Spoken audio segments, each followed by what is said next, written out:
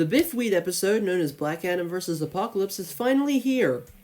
It definitely had a lot of expectations to fill, with it being the most wanted episode of one of the most respected members of the death battle community. But did it live up to the hype? Well, let's go over the episode as a whole and see. Oh, and before I forget, Lucariboi is doing his own video once again. He's making a review video, and he also posted our live reaction of the episode to his channel.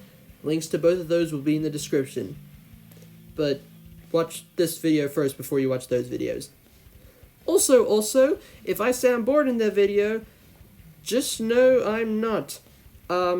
It was 12 a.m. when we filmed that. My parents were asleep, so I had to be very, very quiet, otherwise I would have been punished. Just know that. The analysis is overall pretty fine. The jokes didn't make me laugh out loud, mostly because my parents were asleep, but I still enjoyed them a bit. I like them bringing up the fact that Adam is played by the man, the myth, the legend, Dwayne "The Rock" Johnson. I was gonna make a John Cena joke there, but didn't fit. And also the cutaway in Apocalypse's analysis with Boomstick succumbing to the techno-organic virus without even knowing it. I don't know why this joke is so funny to me. It just is. It doesn't even have a payoff at the end. It just sort of happens.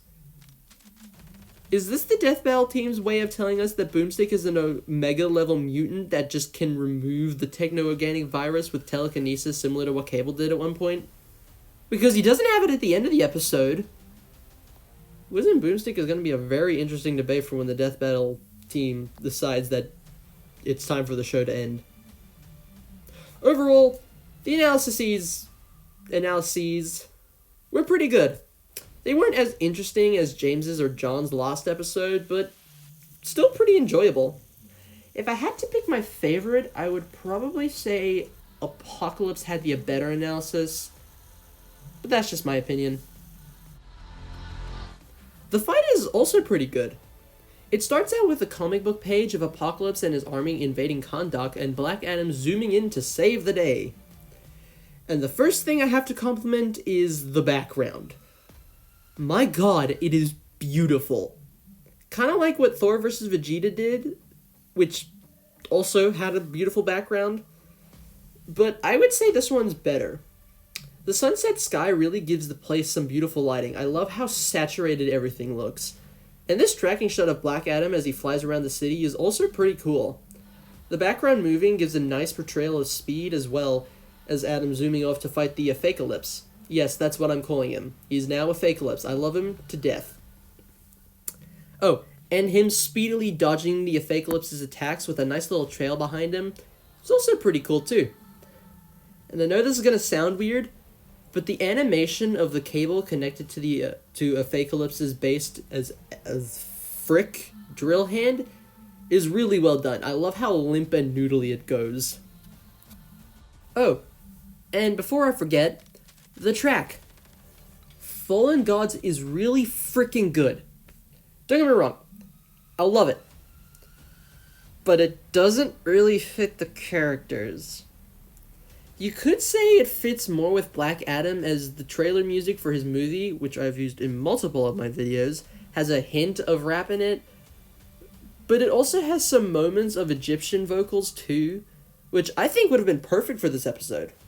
Anyway, track is still good. Highly recommended if you just want to listen to it by itself. Anyway, moving on to another aspect of the fight that I think is just a little bit mediocre. The voice acting. Don't get me wrong, Cameron Nikhad does a great job with Black Adam. He sounds just as commanding and intimidating as he should. I'm very sorry if I mispronounced your name. I am truly sorry. But it is Wolf Williams' Apocalypse that I'm not a huge fan of. No disrespect to Mr. Williams, I get what he was trying to do. He was trying to go for the whole X-Men 97 Apocalypse voice. I don't know if it's the effect that they have in his voice, but I swear sometimes he sounds bloody intelligible at some points. He sounds like a bullfrog dying of thirst. I'm not a big fan of this voice portrayal.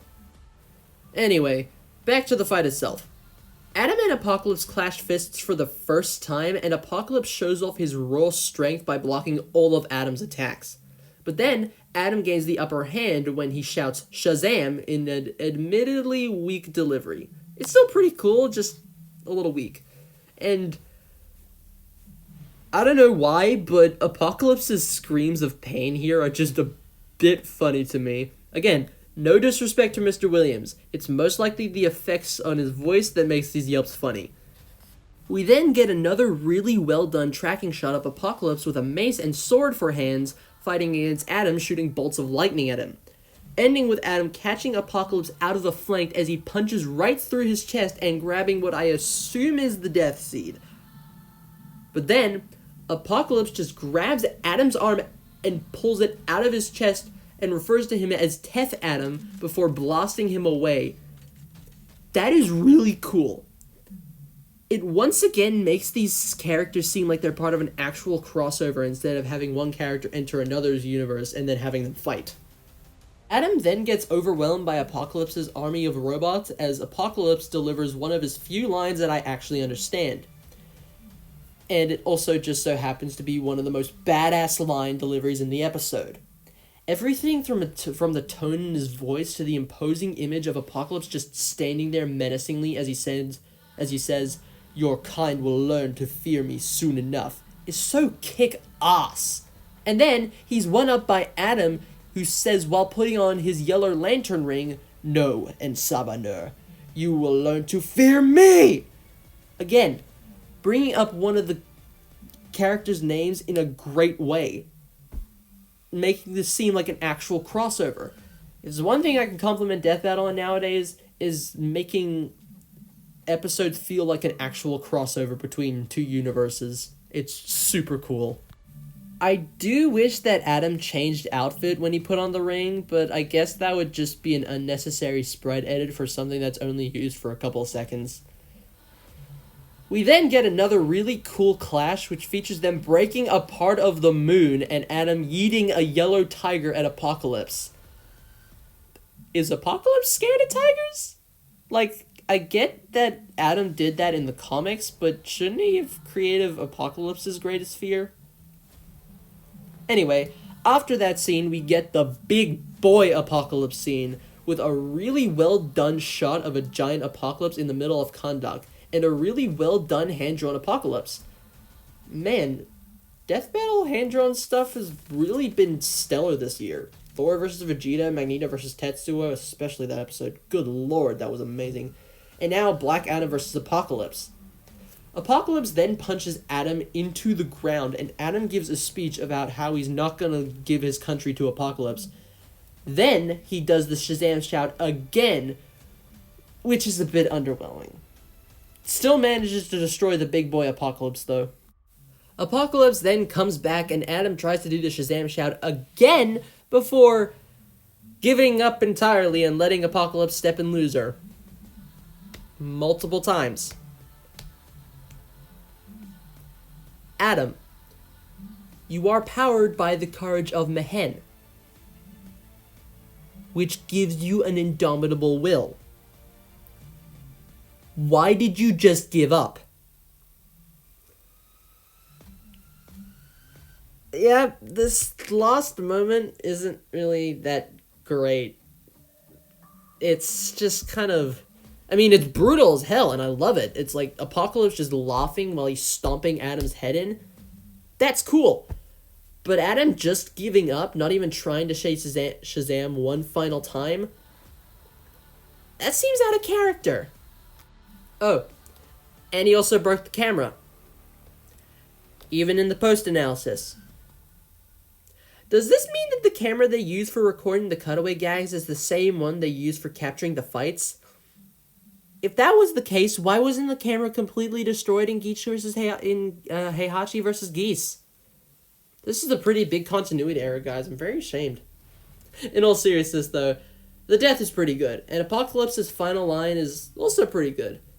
But I will admit that it is a pretty sad ending, especially since me and my friends were all rooting for Adam to win. Oh, and the post-analysis is just sort of there. Overall, I liked this episode. While it did have its problems, like the track not fitting the characters and me not being able to understand what Apocalypse is saying half the time, I can definitely say with confidence that it is fantastic. As for the next time, well, I'm so happy they went with Xeno Trunks versus Archie Silver instead of regular Trunks versus Game Silver. It's a lot more debatable, and it finally gives me the motivation to watch Super Dragon Ball Heroes. Anyway, that was Black Adam vs. Apocalypse. What did you think of the episode? Leave your thoughts in the comments below. Also, subscribe while you're at it and ring that bell so you never miss another one of my videos. Please do it. I need money. Oh yeah. And before I forget, links to Lucariboi videos will be in the description below. His review will be there once he posts it, and so will our reaction, which he puts on his channels. Or on his channel. Anyway, I will see you all later. Bye.